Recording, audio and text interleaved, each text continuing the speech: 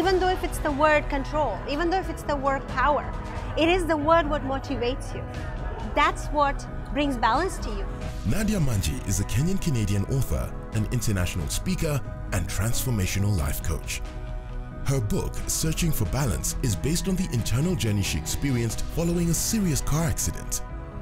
Through her personal journey, she provides astounding insights on finding balance in life in the midst of the many challenges that life may throw your way, be it loss, trauma, broken relationships, or business failures. She walks the reader through a captivating twist on the link between logic, emotion, and energy, and how you can use it to align yourself to your purpose in life. Her book concludes with The Secret Formula for Balance in Life and Business. Nadiya has written this book for people who are trying to break through vulnerability and to improve their mental and emotional health. If this word is not in your life or in your business you don't experience, you're going to experience imbalance. And that's where the balance is sitting. And that is the power of harmony. When your want is clear, you will have the will to find the way.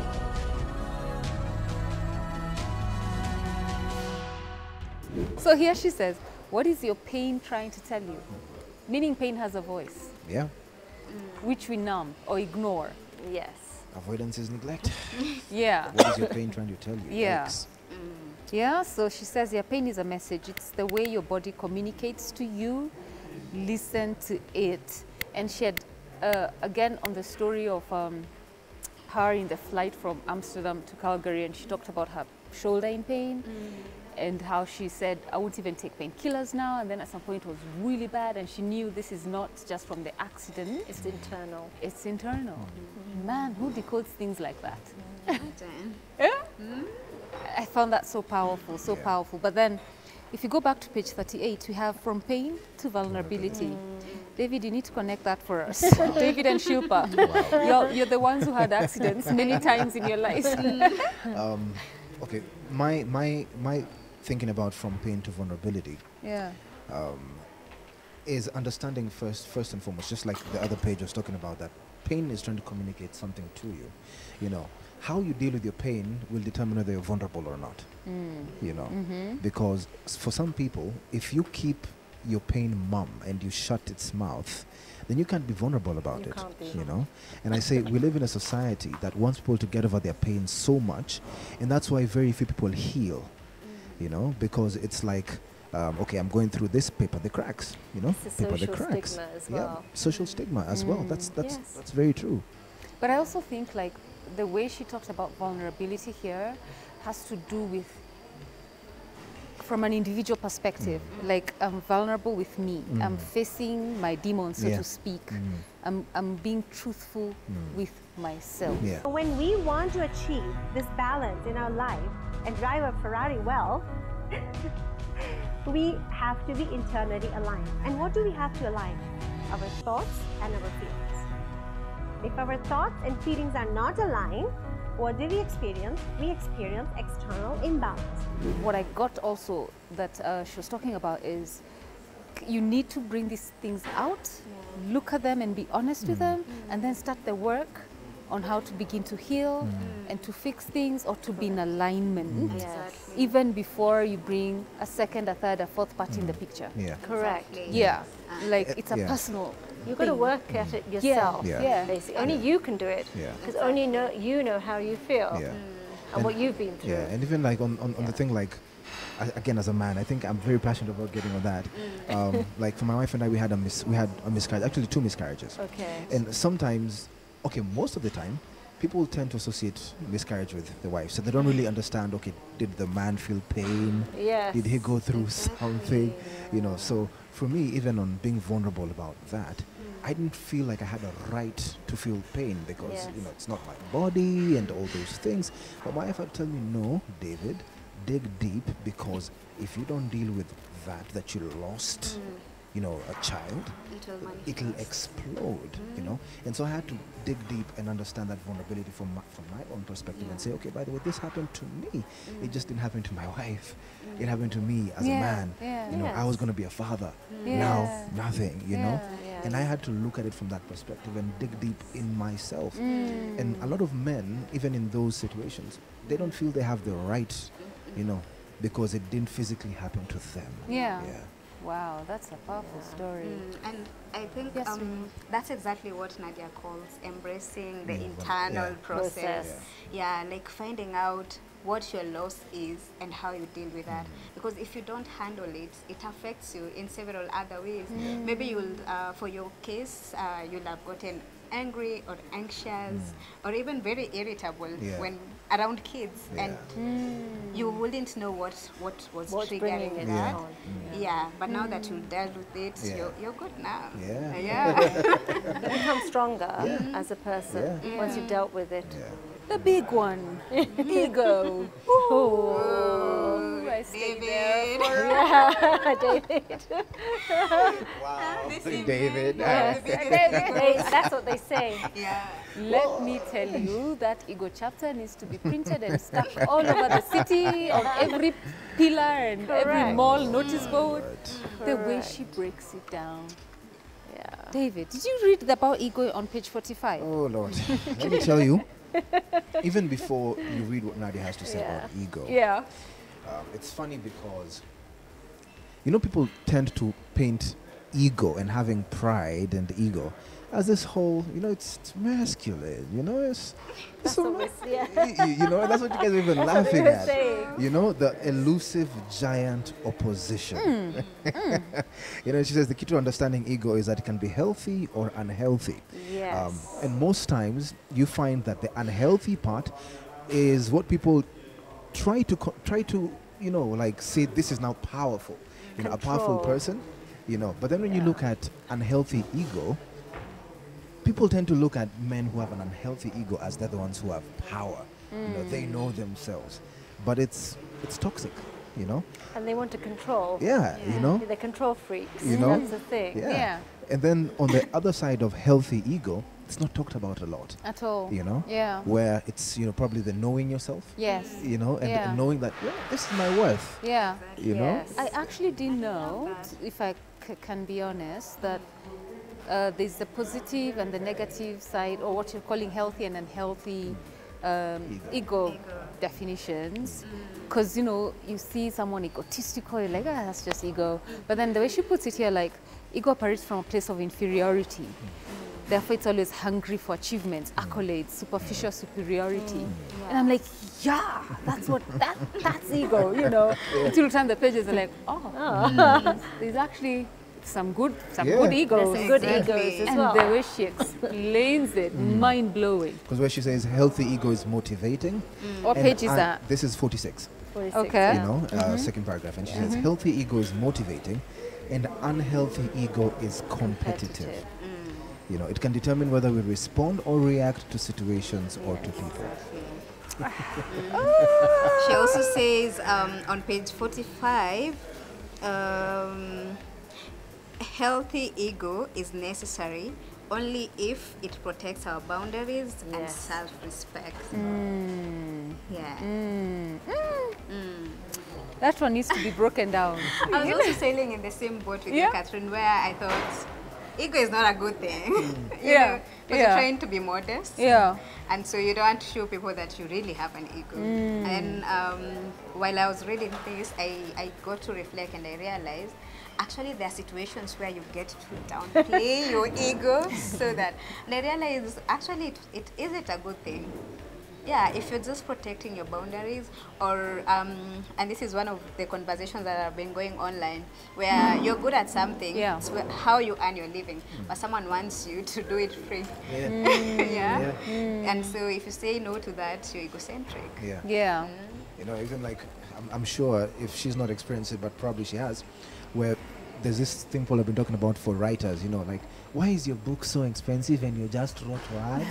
You know, and you're like, these are not just words, you know, this is life. It's life. You know. It's my life They story. say it's You know. just a small book. How many pages? You know, Yeah. and Nadiya would say, you know what, like these are not just words. These are experiences that heal, that empower. Yes. You know, And propel you. And propel you. You know, and that's healthy ego. It's you know? true.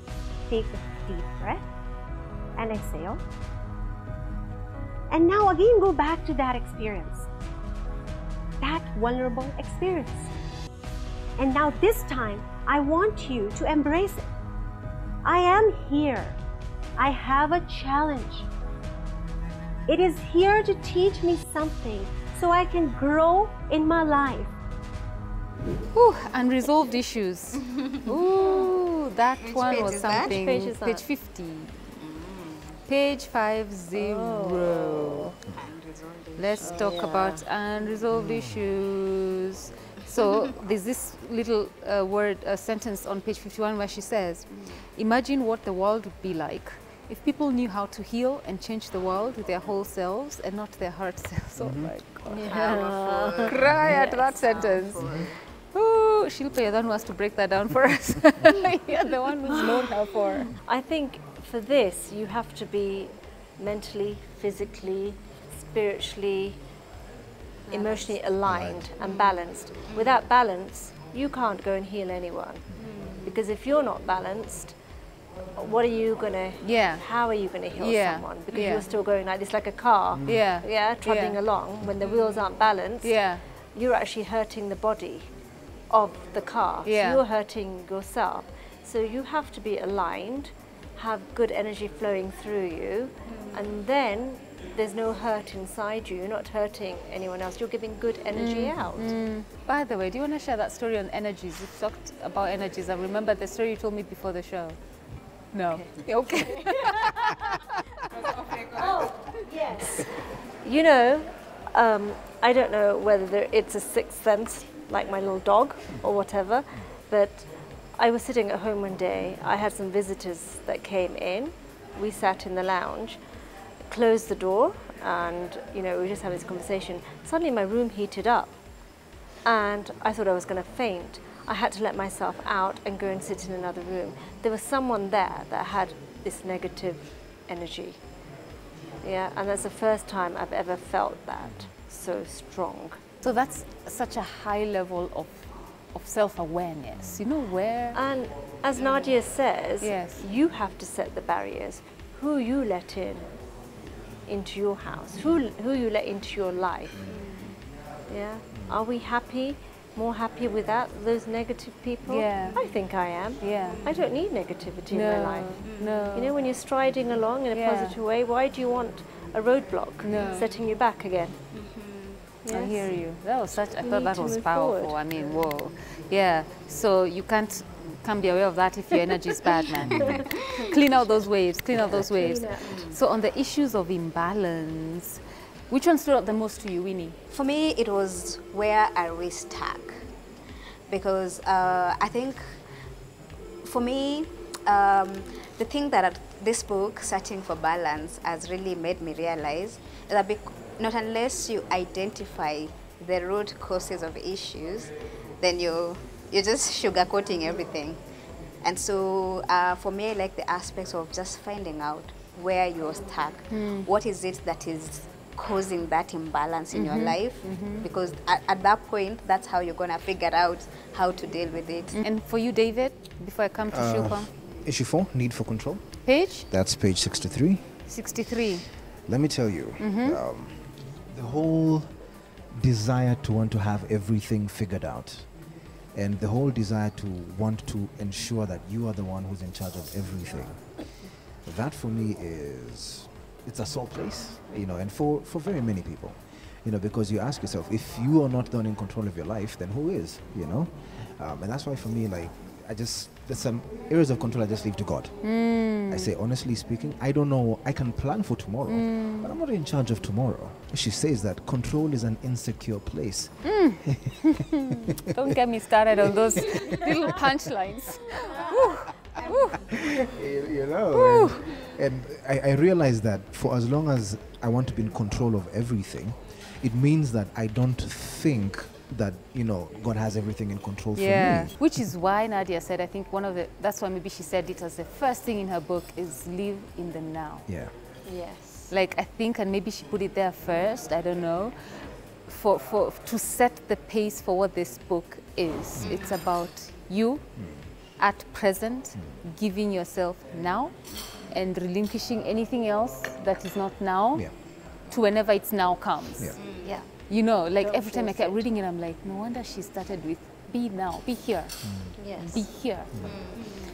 My issue of imbalance that stood out for me the most, like all of them are really powerful, but it's issue number 8 on unforgiveness. You know, where every day there's someone or something you need to forgive, whether about yourself Correct. or about the other person. Yeah. It's the hardest thing to do, but then you realize when you hold on to things or to people, you're imbalanced. Actually, that's the word. You are imbalanced. So just her even writing it here, like unforgiveness is, as a matter of fact, holding on to your pain. Do you want to hold on to your pain? No. Who does that? Who wants to hold on to that which is not clean? Yeah, But I have a good. question. Yeah. How many times do you forgive someone if they keep doing it and you let them back into your lives? You forgive, but then you let go. But how many times? If How they many keep times doing you the let same- go? If they keep doing the same thing over and over again? The same error, the Yeah, same. the same error. Yeah, then what? Where's Nadia? Where's Nadia? Nadia needs to answer your question. Nadia needs to answer your question. She needs to come here and answer your Her question. second book should be how many Because, times? and then, so then you talk about it and they keep doing the same thing and you Yeah. forgive them. And they don't learn from their mistakes. But I think I think it's a some way test to you then. I think it's a test to you. You know, it's. I don't think it's more like about the other person, but I think it's a test to you. Something to see whether you're strong enough to keep forgiving. Yeah. I think it's there's something. I think And- Nadia should. yeah. Nadia, you need to answer Shilpa's question. Nadia? When you do your videos, kindly, how many times is she supposed to forgive this person for the same error? 100 times. But I think Nadia will also say Yes. that she addresses that on the ego bit, where she says positive ego makes you know your boundaries. Yes. And so you know how much you can take in from someone. So you don't let that person back in again? Yeah, so if But Yeah. what if it is like your spouse? Yeah, then what do you do? Yeah, Or it's a family member? yeah. Because Or you know, even, what if it is you? Yeah. Because, because there are things you might do, and you keep on making the same mistake, whether it's, getting into certain relationships, and you have to forgive yourself. Yes. You can't say, David, I'm no longer speaking to you, and it's Yes. it's you. yeah. So, but the guilt eats you. and I ask myself, like, in cases of forgiveness and unforgiveness, what's the alternative? Because you can say, you know what, I'm not going to forgive, but now the unforgiveness begins to now live in you. And when you have Yeah. unforgiveness Yeah. living in you, That's not you're imbalancing you become yourself. imbalanced. And you completely. become Yes. sick. Yes. You know that depression, breaking Yes. out. Yeah. Yes. Like for me, when I'm breaking out, I know, oh, this is something Kuna we need seda. to be dealing with. It's Or always the my sign. fear. Comes on my face. Yeah. I'm like, okay, now what's the issue? What have I hidden? You know? Yeah. So when I read this, and she's like, yeah. It's a fear, it's a gut feeling. yeah. It makes you melt, like you're doing an exam. Yeah. Yeah? Yeah. Or you're getting your exam Yeah. results. Yeah. Yeah, so you're like kind of really scared in that. Yeah. in that Oh, time. man. Shilpa, which one was it for you? Mine was actually, because of this Yeah. book review, mine Yes. was doubt. Doubting myself whether, I was ready to do it. Yeah, would I be able to do it? Look at So you. yesterday I was like, oh my gosh, I even asked her, I said, you sure? I've skimmed through it. I don't know if I know everything. I'm going to do it again tomorrow. I'm going to go through it in the afternoon. I sat for 4 hours making all these notes. Yeah, obviously it went into my head. And the funny thing, Shilpa, is you haven't even once referred to your notes. No, No. it's Look at brilliant. that. See? So, So I'm still the doing good fear, at my age. the fear was not, it was unfounded. Yeah. Exactly. The doubt was I was unfounded. just doubting. You've just myself. proven the things she said in the book. Yeah, so, never doubt yourself. Exactly. Yeah, have a go at it. Because you Yeah. never know. You never know. Yeah. You should do this again. I should. I should read more books. Should be a constant. Yeah, I should read more books. Okay, so 76, again, one of her short little punchy, sucker punch sentences. The last sentence on page 76 where she says, it was time to let go of what was no longer serving me. Whew. Yeah, that's what we were just talking about. I know. let it go. Wow. Let it go. It's not serving me. Clean out your I junk, don't need let it. it go. Don't need it. Yeah. Do you find, Shilpa, like a lot of, so let's come into the marriage setting, because you're married, David is married. Winnie, you're single, you're married. Married. Okay. I just said Winnie is single. Someone at this table has to be Depends on single. who's asking. It depends on who's asking, yeah? Oh, you just, Anyway. yeah. So in the context of, you find, especially, so I can only speak for our society or community, as it were, in Kenya. So where you have very unhappy people in marriages, and so they're stuck.